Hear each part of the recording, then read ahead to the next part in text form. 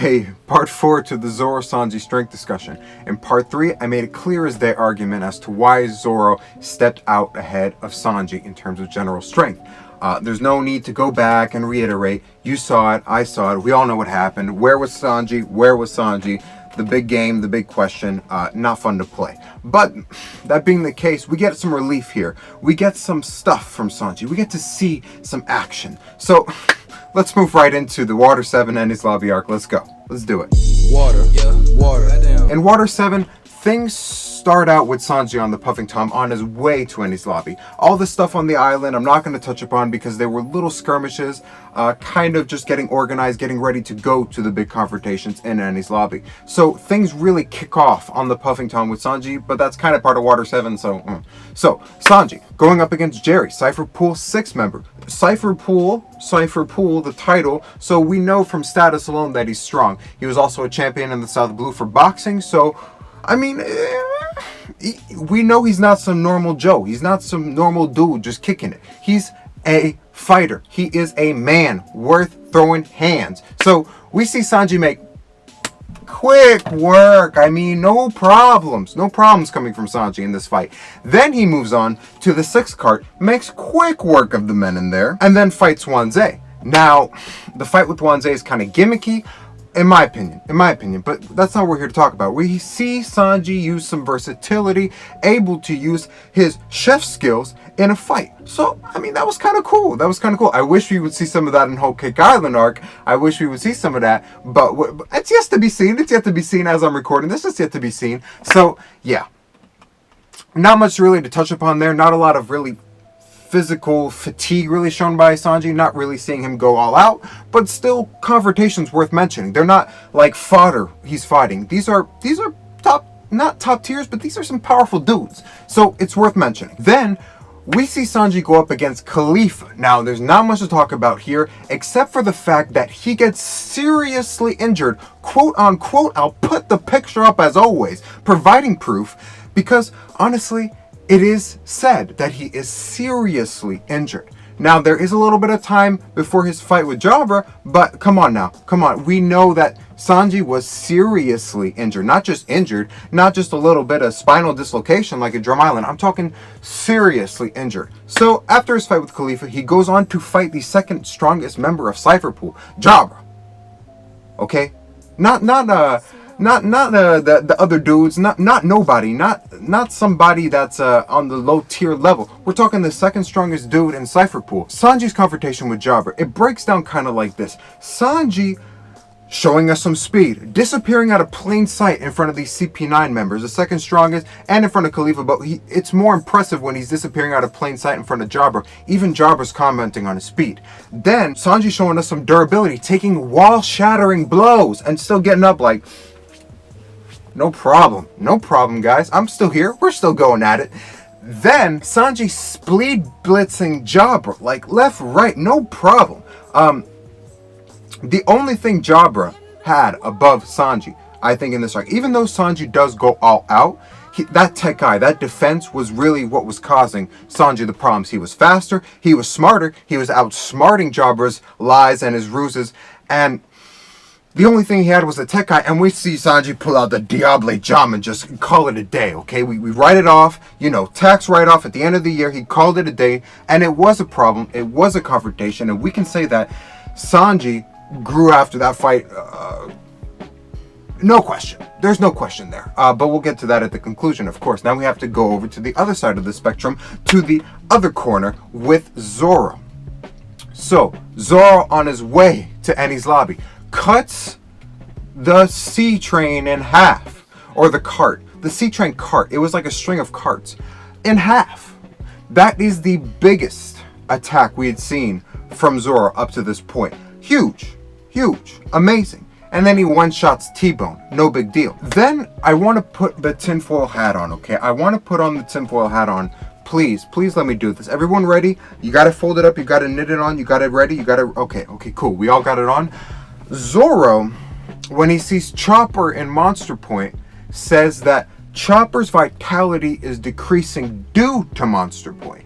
And Usopp sees confused. He's like, how can Zoro know that? Well, that's a good question, Usopp, because if it was an obvious observation, you would have made that observation. Anybody could have made that observation, but Zoro is the only one who makes that observation. So, what does that mean? I don't know. It's just speculation, but observation. Okay, we're not gonna take the hat off. Take the hat off. Get out that paranoid mindset. Get the clouds away. Let's open up the blinds and let's look at what really happened. That's a little bit of a. I'm gonna put it up there, but it's hype. It's real, and it is what it is. So, Zoro's fight with Kaku. Now, Oda is making sure that we know that Zoro is anticipating most of Kaku's attacks. When Kaku's coming at him with the quickness, Kaku states that, oh, he's anticipating my attacks. It's not the same way that Sanji was anticipating Jabber's attack, because we know that Sanji was never planning on running from the fight. So when Sanji did anticipate Jabber's attack in the fight, we know already that it was because he knew what Jabber was going to do, showing intelligence. But however, Zoro's case is different. Zoro is legitimately anticipating the attacks before they happen, or as they are happening, which is something that Kaku can't even explain. So, Oda's making sure to highlight that. Also, we see a new move from Zoro with him pumping up his biceps. It's kind of a mute talking point. It's not really that big of a deal. I mean, it does increase his physical strength, and it is a new move, and it's amazing. But it's just an augmentation of his physical strength, which is it's something worth mentioning. But it's not like the hugest highlight of this fight. Also in this fight, Zoro takes on a huge barrage of attacks from Kaku and stops Kaku with intimidation alone. I mean, Zoro. It's Zoro. He no words were spoken. My man Zoro just looked at Kaku, and Kaku stopped his attack. He got shook. He got scared. Okay? That's facts. Pictures are up. That's facts. And of course, we get the finishing move from Zoro. I mean, it's one of the biggest moments in Zoro's career. The Ashura. I mean, we all saw it. We don't know what it is. And of course, a lot of people have speculated that it's Haki. I personally believe that it's Haki. I think that's the only logical conclusion you can come to. And I mean, we're not even going to go into that. This is not a Zoro Haki discussion, even though I'm playing around with the idea a little bit. We do see Zoro use Ashura, and it's supposed to be with these two contenders. So let's get into the conclusion here. With these two contenders, we'll start with the finishing moves from both. Ashura and Diable Jam, they're supposed to be like the next level of Zoro and Sanji's fighting capabilities, or what they're able to do as far as max power output goes. And they're both impressive in their own rights. I do think they're kind of equal, because Ashura, the form that Zoro uses, is a one-shot hit. It's Ashura, boom, done. That's it. You're done. But Diable Jam, it's a multiple hit move. So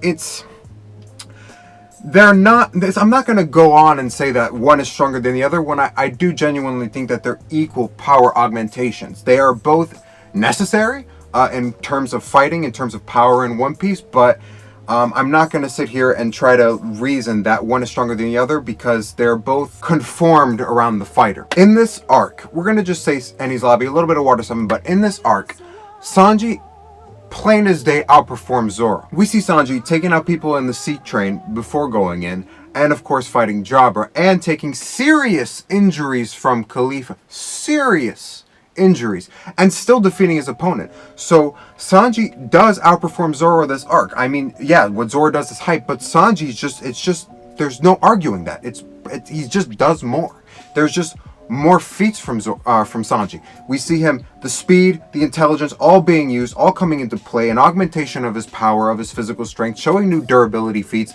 It's actually quite amazing. So here's a few things we do need to touch on. Now, we do know that Jabber was the second strongest member in Cypher Pool. He had a score of 2180, I think it was, and Zoro's opponent Kaku had 2200. Now, given the trend of these past arcs, Zoro has been continuously increasing in strength ahead against Sanji. That is inarguable. However, Zoro does say when he gets to Kaku, when they get to Enies Lobby, I have grown stronger since the last time we had a confrontation in Water 7.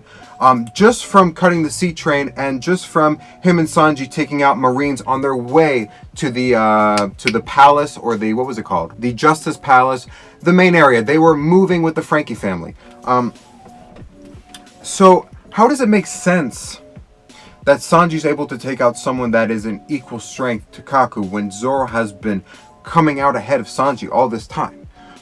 It's kind of one of the places where in One Piece things don't make sense. It's one of the few instances where things don't make sense. Because if you analyze the manga, up to this point, Zoro has been just outperforming Sanji most of the time. I would say 80% of the time. And then we get to this arc and they're basically fighting equal opponents. Sanji having done more this arc, being seriously injured, and then both taking out opponents of equal caliber. It's a little bit strange.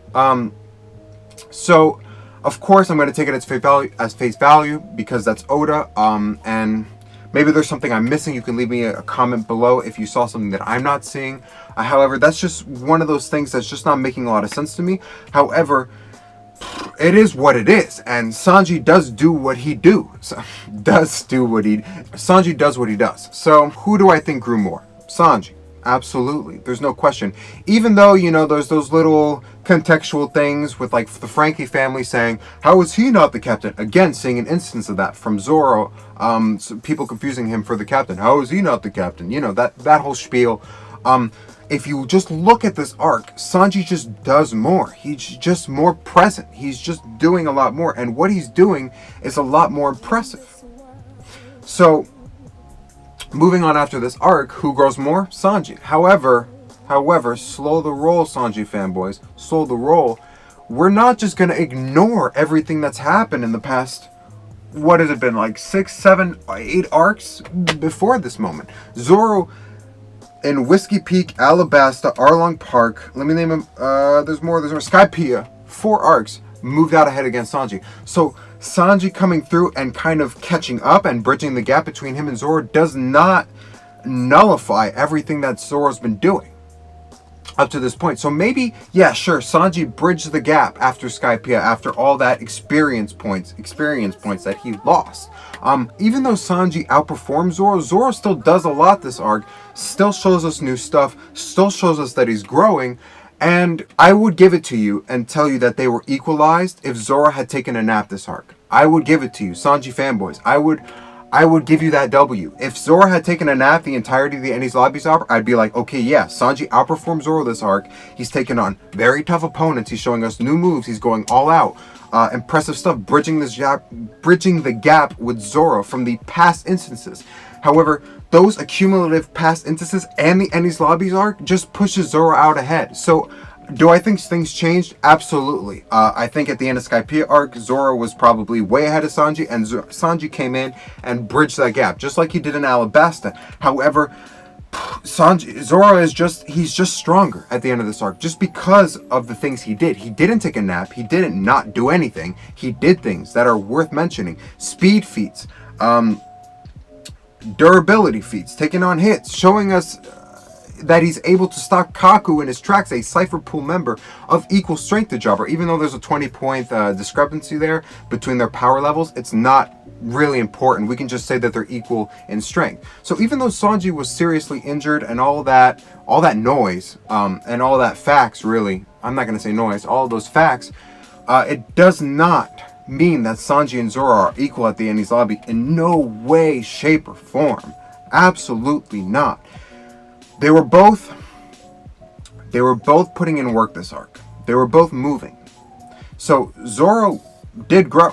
He didn't just stay there. Sanji bridged the gap with him and Zoro that Zoro had established beforehand, but Zoro did stuff. He didn't just take a nap. So that's the video. Like, comment, subscribe to join the crew, and let me know if I missed anything. You know, let me know if you agree, if you disagree, all that good stuff. I'm going to see you in part 5. We're going to look at Thriller Bark, and maybe I'll look at some other arcs so we can move this discussion series along. So I will see you guys. When will I see you guys? I will see you guys this upcoming week. Towards the end of the week, of course, for the One Piece chapter, I will do a live reaction because I want to see Oda save this situation. Even though everybody's hype, I'm not hype. That, and I'm of course, if you're watching this in the future, it doesn't pertain. Thank you for watching, and move to part 5.